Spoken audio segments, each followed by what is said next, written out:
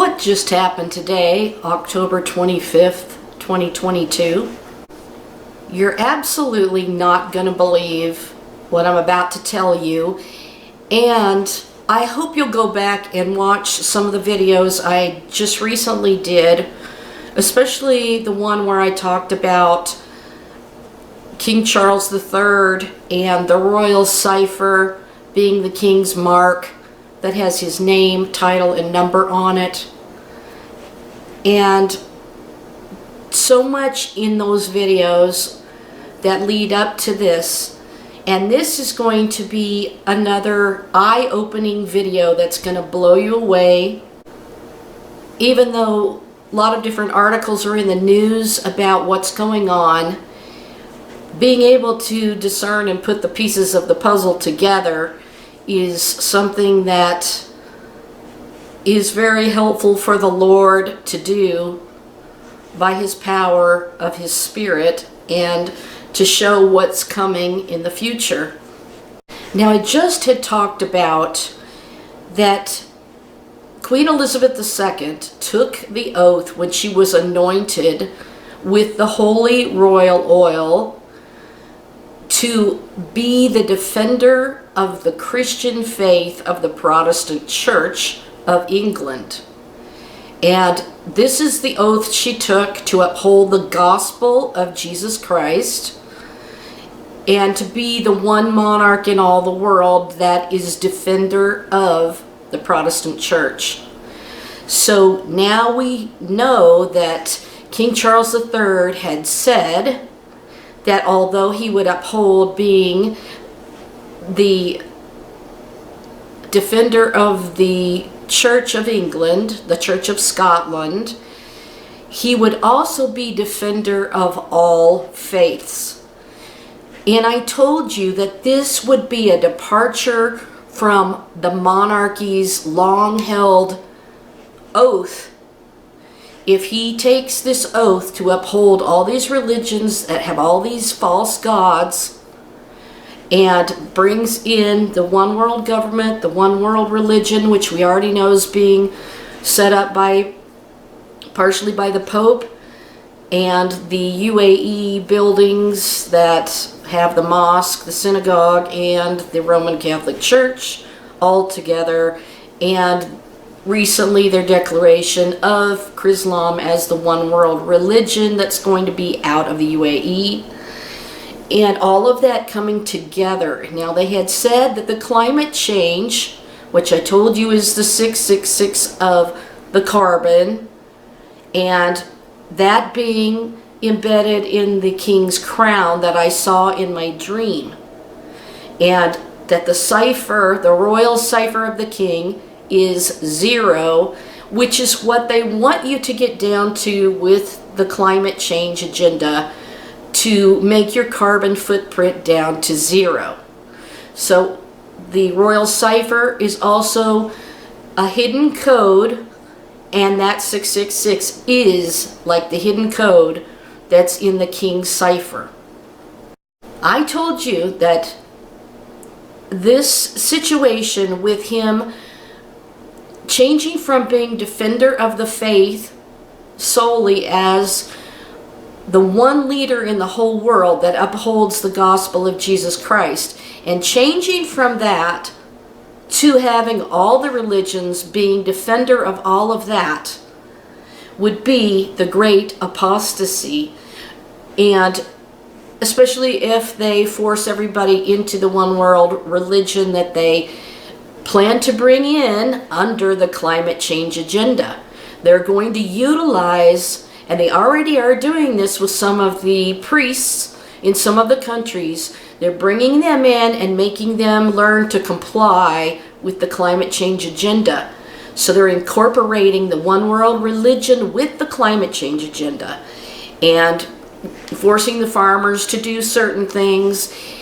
Now, that also has to do with the fact that they've raised all the prices of the food and the beef in particular because of the cows emitting what they say is, too much carbon in the air, and they don't want people to eat meat They don't want people to eat beef in particular, so they've hiked up the prices so you can't afford it, and reducing the ability for people to have it, to eat. And so with this in mind, keep all of these things in mind, because what happened today, and you can't tell me that this wasn't already pre-planned. Now, Liz Truss was appointed as the Prime Minister of the UK, and then 2 days later the Queen died. Now suddenly Liz Truss has resigned, and now King Charles III has appointed the very first Hindu Prime Minister. And what does this do for the UK, which is under the umbrella of Christianity and being the defender of the gospel? You cannot combine the two. And this is really a show of that great apostasy that's soon coming, that's going to draw people away from the one true God and Jesus as the Messiah, the Savior of the world. So let me get into this and show you what the Lord's been unveiling about this that's just kind of blowing my mind. I wanted to also tell you that in one of the prior videos that I was revealing how the Lord had shown me through Scripture that Jerusalem and the sons and daughters of Zion, and especially the ancient monarchy of Israel, had played the harlot against God, and they were raised on wearing scarlet.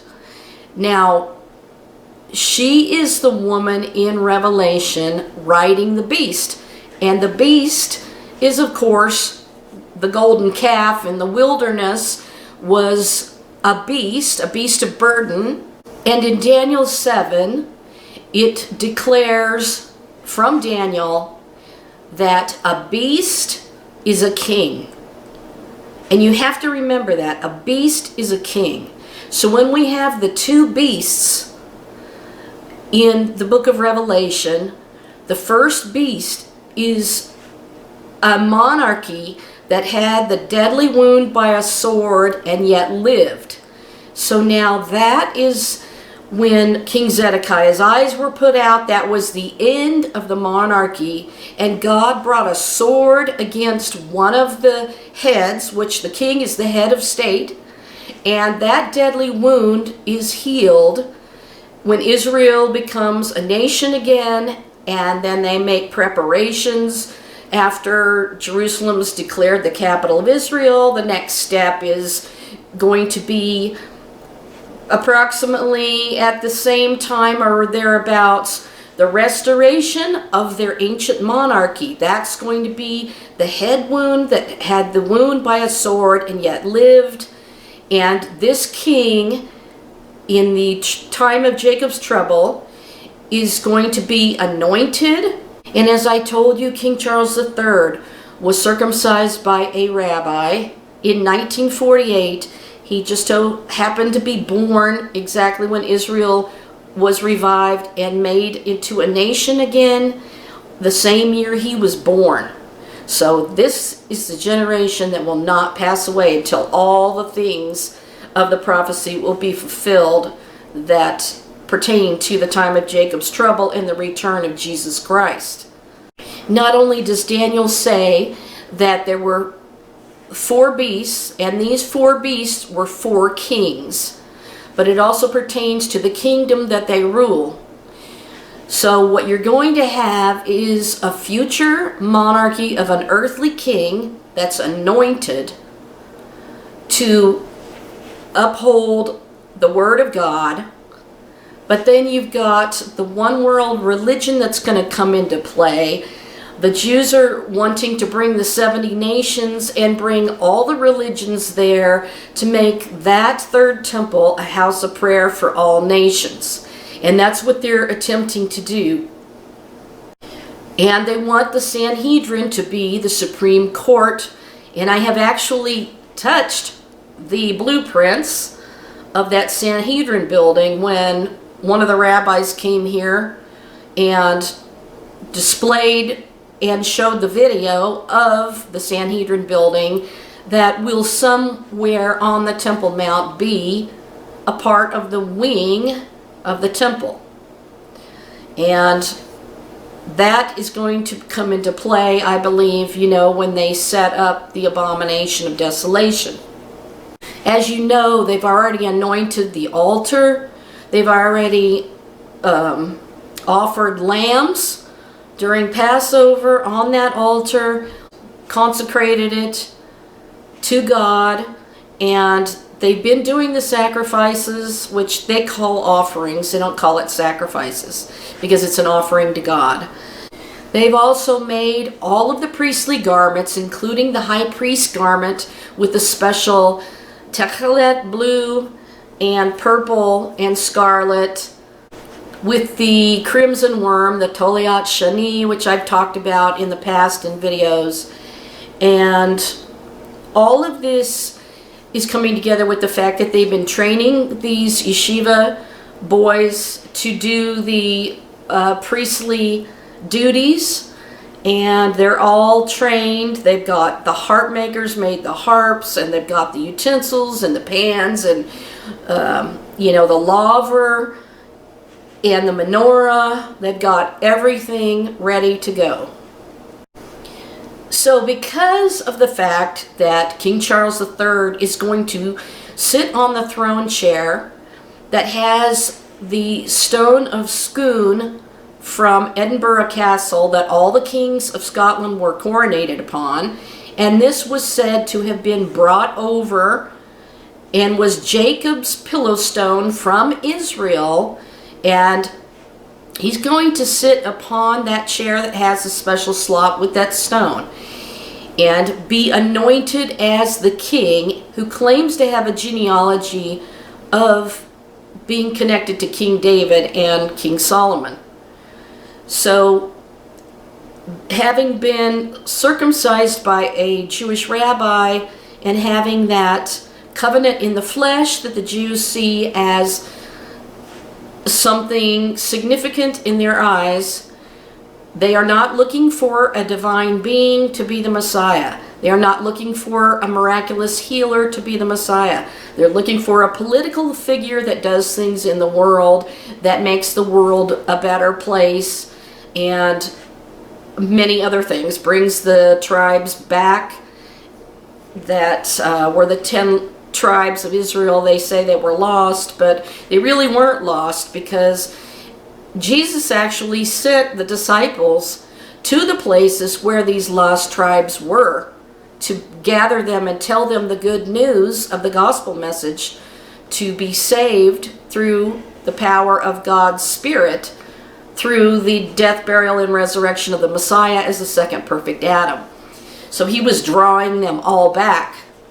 And so the ancient monarchy is going to be reconstituted and revived when this last earthly king is anointed and sits upon that throne chair. And ironically, it's called Jacob's pillow stone that's on the coronation chair in the special slot that the king sits over, and Queen Elizabeth sat over it as well. Now, it's interesting that it's called the time of Jacob's trouble in the last 7 years of the tribulation period, and he's going to be coronated on Jacob's pillow stone. So that's very interesting. So I'm just trying to cover all the bases I talked about in my prior videos, so if you didn't even see any of those, you'll know some of what I talked about. So now, when King Charles III is coronated, now he's got this advisor that's the prime minister that is of the Hindu religion. So Rishi Sunak took his oath on the Bhagavad Gita, which is an episode recorded in the Mahabharata, a Sanskrit epic poem of ancient India. It is an influential religious text in Hinduism that takes the form of a dialogue between Prince Arjuna and Krishna, an avatar of the Hindu deity Vishnu. It was likely composed in the 1st or 2nd centuries CE. So let me just share a couple of things first. Rishi Sunak's religious identity under radar as Christian UK gets first Hindu Prime Minister. Rishi Sunak did not hold back from embracing his roots when he appointed Finance Minister of Britain and took an oath by placing his hands on the Bhagavad Gita. According to Sunak, even though he is currently a British citizen, he practices Hinduism. He says his ethnicity is Indian, both religiously and culturally. He earlier proclaimed his Hindu identity with pride. As Emphasis founder Narayana Murthy's son-in-law is all set, and he did become UK's Prime Minister today, Sunak's Hindu identity is now under radar. A Hindu Prime Minister is now responsible for advising King Charles on appointments to the Church of England. Britain is dead, said Colin Pruitt, operations associate at the American Conservative, who thinks Charles III should depose Parliament. It is an important step in Britain's development as a multicultural, multi-religious society because Sunak is the first Hindu Prime Minister of the UK. Sunak is a practicing Hindu despite the fact that he rarely discusses his religion in public. As Pet Media reports, Sunak always keeps an idol of Sri Ganesh on his table. He earlier made an appeal to give up eating beef, and he never has it. On Diwali, a festival of lights enjoyed by millions of Hindus, Sikhs, Jains worldwide, he was elected as the next Prime Minister of the UK. It honors fresh starts, the victory right over wrong, and the victory of light over darkness. With Coca-Cola as his preferred beverage, Sunak might be the first teetotal Prime Minister of the UK since David Lloyd George. On the occasion of Janmashtami in 2022, Sunak visited the Bhaktivedanta Manor Temple with his wife, Akshata, in advance of the popular Hindu festival celebrating Lord Krishna's birthday. British magazine Galdem wrote on Twitter, Rishi Sunak's undemocratic election as Prime Minister is not a win for diversity, and we're not celebrating it as one. One user replied that idolatry would increase in Britain. Okay, so you can see how King Charles III, who said he would embrace all faiths, and now he's got this Prime Minister advisor that's of the Hindu belief, that believes in multiple gods that are not gods. He's got idols that he keeps with him, that he worships. And this sets the pace for the great apostasy that's coming. And that pace is set when King Charles III does not solely be defender of the gospel of Jesus Christ, but brings in all of these other gods under this advisor. And he's already met with him, and they looked pretty chummy, as though all of this was planned out before it even came to pass. So there's pictures of them walking along and having meetings and discussing things. Back then, he's very much into the finance sector and has a background in money, finance, and all of that. And how is that going to play a role in the mark of the beast, where you can't buy or sell unless you have the king's mark and the number of his name and all of this climate change thing where you cannot eat beef. Now, the man is a Hindu. He does not eat beef, and he's going to expect that from you too, as they bring in their climate change agenda, the 666 of carbon, and your carbon footprint, which is going to be taxed. Some of the things that Christians should know about Hinduism is that their goal of Hinduism is to achieve salvation, at which point an individual's soul stops reincarnating once salvation is reached. The saved soul becomes part of what Hindus believe is the one absolute soul, Brahman, that binds all other souls. There are many deities and paths to salvation in Hinduism. The supreme Hindu god is Brahman, who is believed to be the ultimate force existing in all things. However, most Hindus worship additional divine beings who take on separate forms, but who are each part of Brahman's singular universal force. And this is what they believe, and this is an unholy trinity, which ironically is what the Christians say is going to happen with the Antichrist and the beast system. Is going to be an unholy trinity. And what is that? Some of the most prominent deities representing Brahman include Brahma, which they say is the god who created the universe and all things, Vishnu, the god who preserves the universe, and Shiva, which we know is the god who destroys the universe to prepare for its renewal. And we know also that Obama was depicted as Shiva on a magazine cover that had the 6 arms.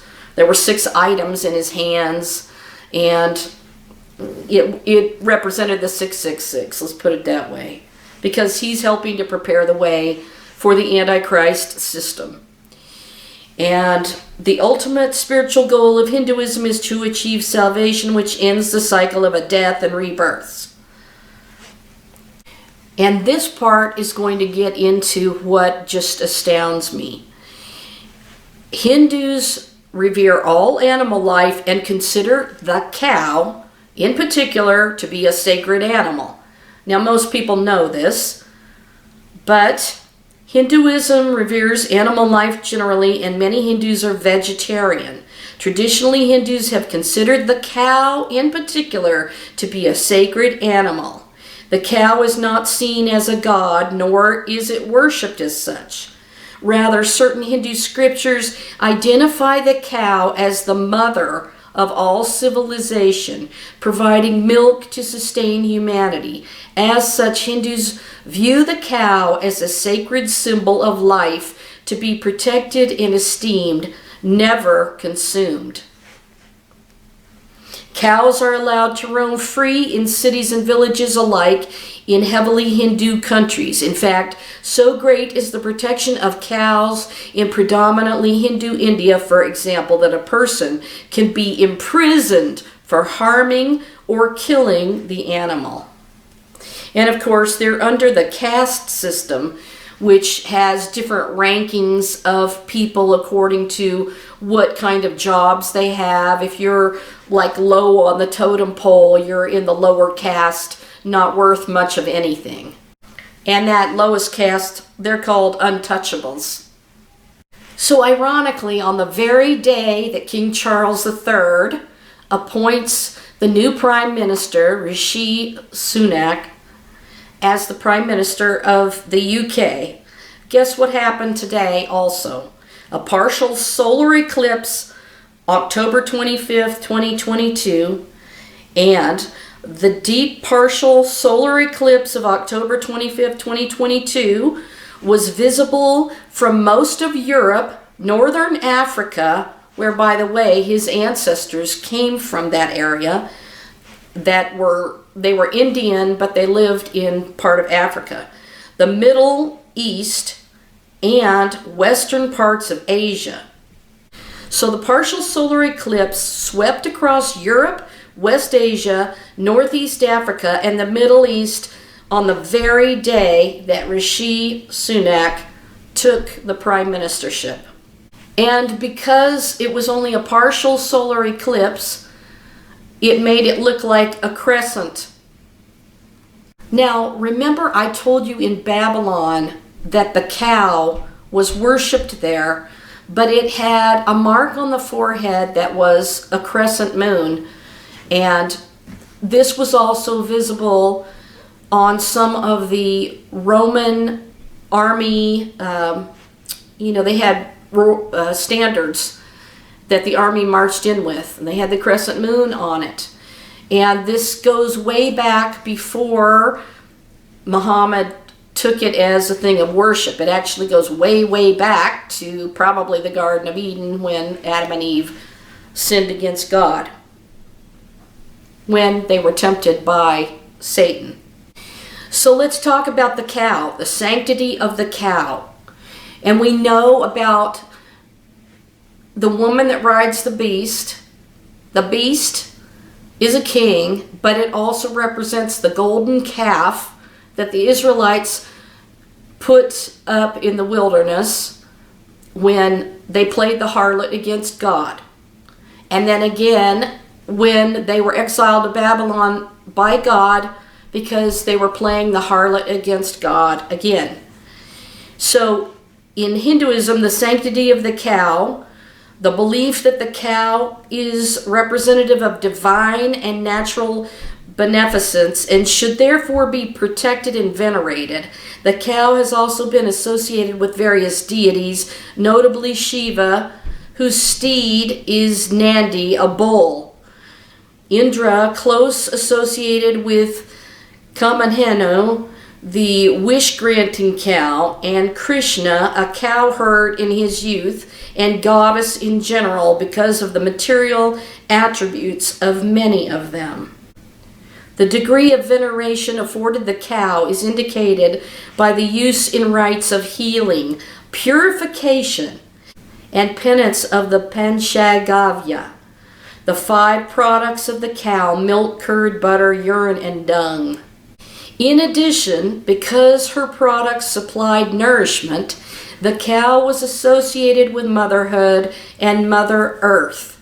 The cow was also identified early on with the Brahmin or priestly class, and killing the cow was sometimes equated by Brahmins with the heinous crime of killing a Brahmin.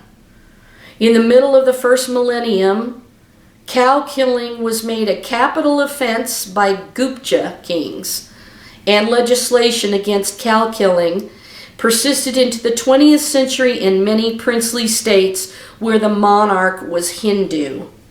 In the late 19th century, especially in northern India, a movement to protect cows arose that strove to unify Hindus and distinguish them from Muslims by demanding that the government ban cow slaughter.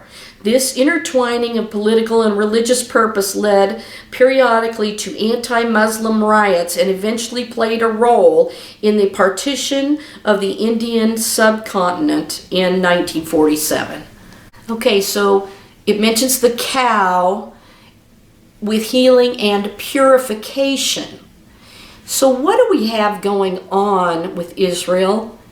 With the red heifers, the female cows that they're bringing over to use as purification with their ashes of the red heifer to purify the people so that they can participate in the third temple service for the Lord.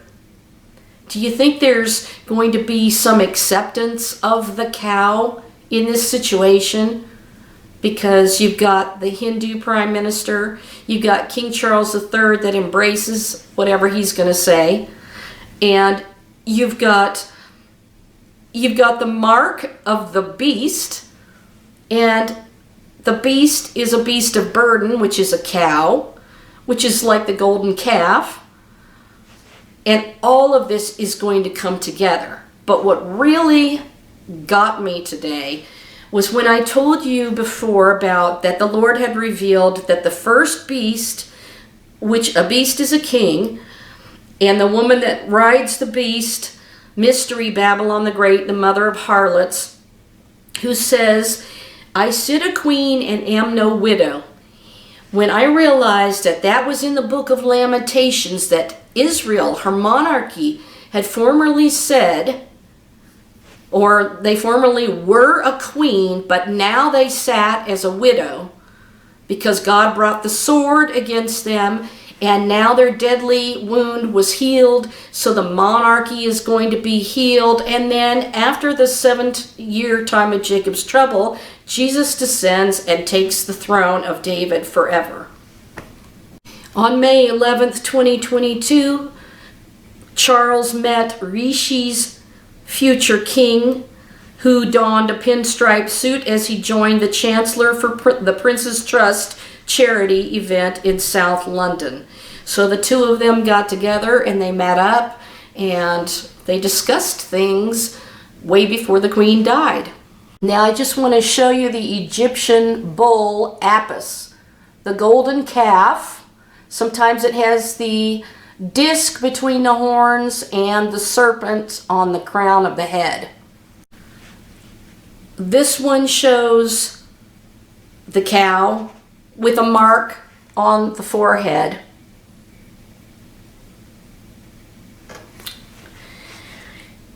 As the sheep is to Christianity, the cow is to Hinduism. Lord Krishna was a cowherd, and the bull is depicted as the vehicle of Lord Shiva. Today, the cow has almost become a symbol of Hinduism. I'm just telling bits and pieces that you need to know here, that vehicles of the Hindu gods, the Vahanas is what they're called. Each Hindu deity has a particular animal vehicle or Vahana on which it travels. The Sanskrit word translates literally as that which carries or that which pulls. These vehicles, which are either animals or birds, represent the various spiritual and psychological forces that carry each deity and represent it. So important are the Vahanas that deities are seldom depicted without their corresponding creatures. The Vahanas may wear a saddle upon which the deity rides, or they may pull a chariot driven by the deity. So it's kind of interesting that there's a rider on a white horse that is going to dominate the world. Now you have to know this, I don't want to get off that subject, but the new UK Prime Minister, Rishi Sunak, married into almost $1 billion in tech money, who has a net worth that rivals King Charles and takes over a country struggling to afford heating. The Prime Minister's family wealth clocks in at an estimated $825 million, making him one of the richest people in Britain. Sunak has drawn intense criticism for tax and visa scandals in the past. Now it's interesting that they're going to put a carbon tax on the world, and I believe that this is why Joe Biden hired 87,000 IRS agents that are armed to try to enforce the carbon footprint tax. It's sad to know that the UK now has more food banks than McDonald's, and many people are making the choice between eating and heating their homes. As insiders, Bethany Dawson reported, The Guardian reported in August, that almost a quarter of the country is planning not to turn on the heating this winter. That's just completely absurd to have to do that. On Monday, October 24th, Sunak secured the backing of his Conservative Party to become its leader, thereby becoming the UK's presumptive Prime Minister, and now is Prime Minister. As a former Chancellor of the Exchequer, Sunak's grasp of fiscal policy may be welcomed by a country faced with immense financial difficulties. However, Sunak also faces fierce criticism for his family's extraordinary wealth. With a net worth that rivals that of King Charles III, many fear that Sunak will not be able to understand the daily financial struggles the British public faces, especially as Britain faces the prospect of a painful recession. And incredibly, one of the things that he said today on the news at 10 Downing Street was that things were going to be very difficult in the future. So how does all of this come together with the fact that he does not believe in killing cows or eating beef? And this coincides exactly with the climate change agenda of people not eating beef in particular, meat, but making the prices skyrocket so people cannot afford the beef. And of course, King Charles III is limiting the amount of meat that he eats per week. So obviously they're going to do this as part of the climate change agenda. So him being a Hindu who does not believe in anything but the sacredness of the cow, can you see how that's going to play a part of them not allowing people to eat beef in the future, and that any farmer that raises cows, they won't want them to slaughter the cows, but they won't be able to eat them because this is part of the do not eat meat agenda. And of course, it said in the scriptures that I shared with you that in the last days they will be telling people not to eat meat. So according to God, we are allowed to eat the meat that he provided, and all of it is sanctified by prayer. So you know that the Jews have brought in the red heifers, the cows. It's a female cow, and they're going to use this for purification. So if King Charles III is the anointed one, which he will be when he's coronated, and that will be official, he'll be the anointed one. And to the Jews, that means Messiah.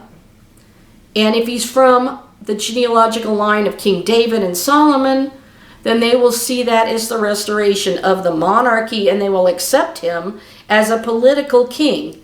So what I was saying about realizing that the first beast in Revelation 13 is Jerusalem, and the scarlet harlot who rides the beast was the sons and daughters of Zion, the monarchy of Israel that had the deadly wound by the sword and yet is going to be restored. And Israel is going to restore that monarchy with an anointed king that's a political figure that does things that try to help the world, which of course is what they think they're doing with climate change and affecting every single thing, the heating, the gas. It's affecting our food. It's affecting our water. I mean, there's nothing these people haven't tried to touch that's actually destroying everything. And God says he will destroy those who destroy the earth. But the thing that got me when I realized that, okay, the second beast, I believe, is this king, King Charles III, according to everything that I've been telling you that is according to Scripture, the restoration of the monarchy. And this second beast, he gains all the authority of the first beast, because if he claims to be the descendant of King David and Solomon, then he will have the authority of that first monarchy of Judah and Israel that'll be restored, and he will take that on as part of his authority when he's coronated. So I realized that the second beast, ironically, and this blows me away, when it talks about the second beast in Revelation 13, it says, "Then I saw a second beast coming up out of the earth." Okay? I previously told you that it had two horns like a lamb, and it spoke like a dragon. So the dragon of Wales, his investiture was upon the throne chair that had the dragon of Wales on it. Plus, he's going to be anointed with the ambergris, which is in the holy anointing oil, which is the whale vomit that the Chinese call dragon spittle. But just listen to this. So you've got the two horns like a lamb. So it's got the Protestant church that is, he's defender of the Protestant church. But prior to that, they also were manipulated by the Catholic Church. So that's two horns like a lamb, because the Catholic Church and the Protestant Church, they both believe in Jesus, who is the Lamb. So he was defender of the faith of the Protestant Church, but also in ancient times, the Roman Catholic Church were part of the monarchy's control. I mean, they pretty much dictated what went on with the monarchs of England. But what I wanted to show you here, which is extraordinary, that I'm adding, is the part where it said, "Then I saw a second beast coming out of the earth." So you've got to hear what I'm about to say. The second beast coming out of the earth. Remember, a beast is a king and his kingdom. A beast is a cow, a beast of burden, a bull. This is like the golden calf, and the harlot sits on many waters because she's tainted everybody with the Babylonian ways as she was dispersed in all the nations. So now all of this is going to come together up on the Temple Mount in the third temple with all of these pagan gods and deities that they're going to allow up there. But you have to hear this, because this just shocked me so much today when I realized it. When it said, "I saw the second beast coming up out of the earth." Listen to this. "As opposed to the West, where the cow is widely considered as nothing better than walking hamburgers, in India, the cow is believed to be a symbol of the earth." Whew. I saw the second beast coming up out of the earth. Wow. So that puts the New World Order, the one world religion, the one world government, the carbon footprint, the 666 that's encoded on the king's royal cipher as his mark. And now they have the bindi mark on the forehead in Hinduism. And this, not only is the cow a beast, and the king is a beast with his kingdom, but this cow is said to basically, it's believed to be a symbol of the earth. So this beast is coming up out of the earth, right there from the UK, with the king that's going to be coronated, this spring. Not only is the royal cipher part of the mark, but this beast of the sacred cow could come into play. And not only that, but if you study mythology, and I don't like these topics and stuff, but one day God just showed me all of this information that the Apis bull that they worshipped as the golden calf, that is connected to the cow that has the harlot riding the beast, but also it's connected to Zeus, who disguised himself as a cow or as a bull, and he took Europa on his back. She was like the scarlet harlot riding the beast, and they have the statues of this in Strasbourg, France, and other places in Europe. That's Europa riding Zeus. He's disguised as a bull. So what was the abomination of desolation in the temple? None other than Zeus. And Zeus was disguised as a bull. So this cow, this bovine that they are calling sacred, that's going to come together with, the red heifers are the sacred cow of purification. And the Hindus believe that the cow is sacred. It all comes together. And this is the beast that's symbolized by the earth. And this is the beast that's coming up out of the earth. Oh my gosh. I just flipped out when I read that line. It just all clicked. And I'm like, I have got to get this together in a video somehow. I'm talking off the top of my head with notes and, screenshots that I've taken of bits of information, and I'm trying to put it all together so that you can see the whole cohesive picture. So you've got all of this developing so fast.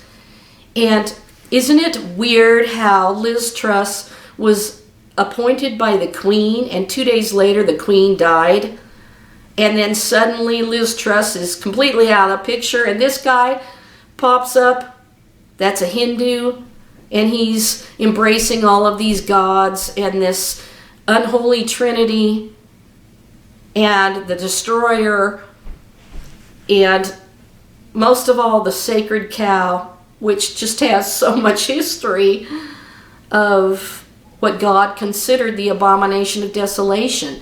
Now, when they put up an image in the third temple, is that going to be the sacred cow?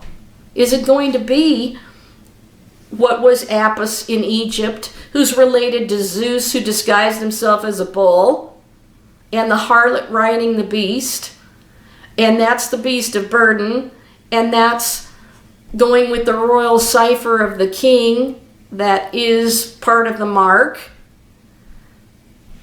So you need to be aware of all of this coming together like this. I mean, it's stunning. And I just think that only God could put together all of the pieces like this before our eyes. And I'm just trying to share it with the world. And people should not take this mark.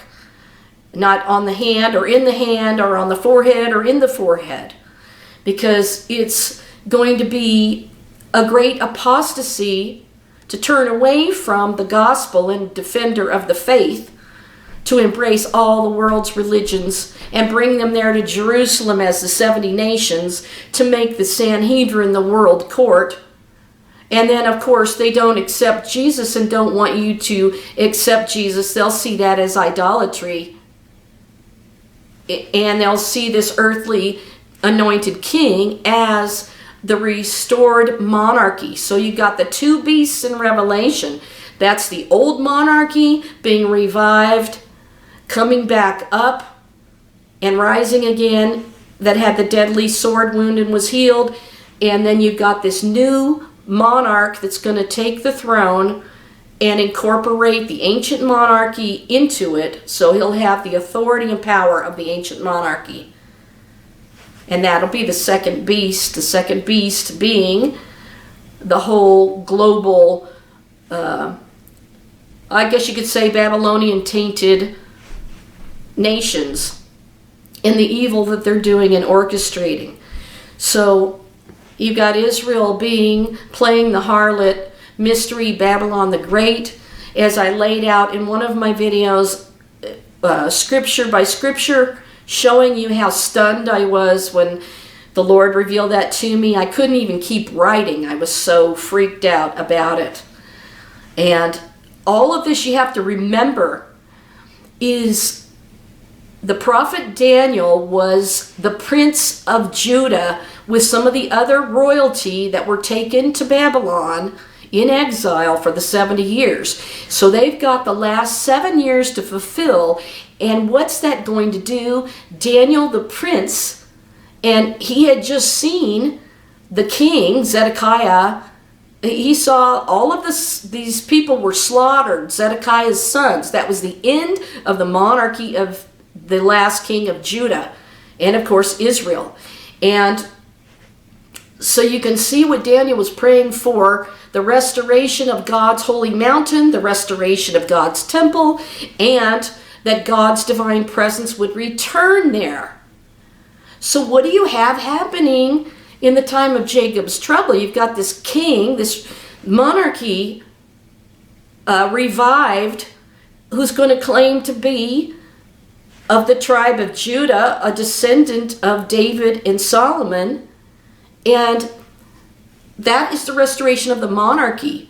Then you've got the resurrection of the temple being built on Holy Mount Moriah, and then what do you have but the return of the divine presence of God when Jesus comes down to reign and destroys and puts an end to all the kingdoms of this world that become his. Boom, there it is. Wow. What a picture. And I hope you see that it all is coming together. So exactly what Daniel had prayed for is going to come to pass in the last 7 years that he prophesied about for his people Israel. And of course, they've already been sacrificing the lambs, but the Antichrist is going to stop the sacrifice and oblation.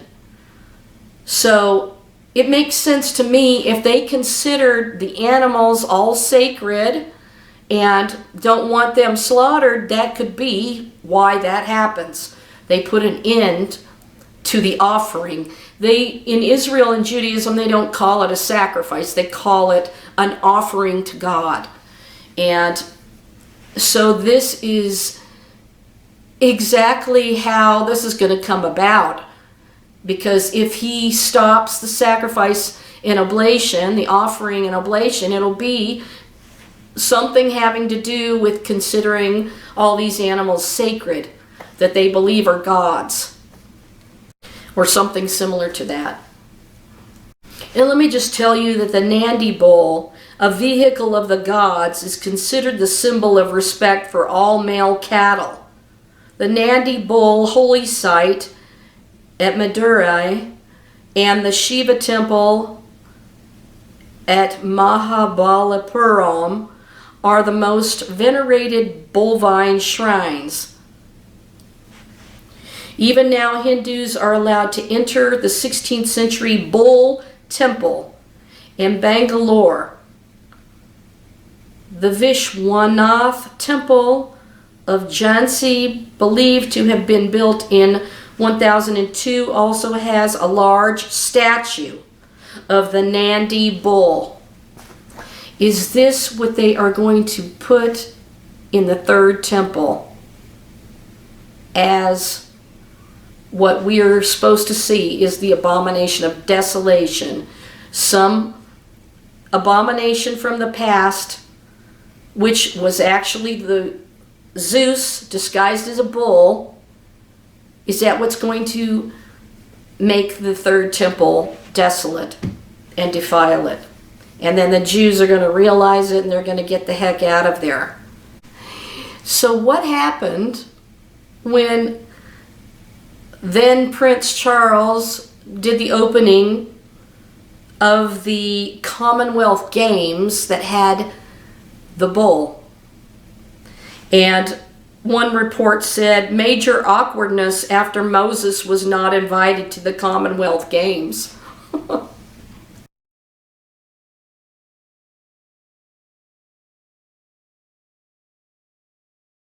And of course, at the Commonwealth Games, the people were down below, like they were worshiping this bull, the bull vine, the golden calf, the symbol of Zeus, the symbol of Apis, and what the Hindus believe is the sacred cow. So this one has the horn, so it's a bull. But it all comes together. And because it's the beast, the second beast that comes up out of the earth, and the cow is considered the symbol of the earth, to me that is stunning to realize that this is what it's talking about in the book of Revelation. The second beast that comes up out of the earth includes this. And this is going to play a big role in the future, and probably part of the King's Royal Cipher somehow, and the climate change and everything I've said. So I ask you, why did they have that at the Commonwealth Games? Was that just by chance? And since King Charles III already met with Rishi Sunak at his Princess Charitable Trust, you know, it seems to me like it's all one big global setup for the rise, for the one who's going to be the king, the beast, the second beast of Revelation, who takes the authority of the first beast, which is Jerusalem and the ancient monarchy. And it becomes his until the divine presence of God, Yeshua, comes down from heaven to rule and reign as the eternal king, descended from King David, from the tribe of Judah. And we see that he's going to restore all of the 10 tribes of Israel, along with the 2 tribes that were part of Judah, with Benjamin being part of that. So all of this is incredible.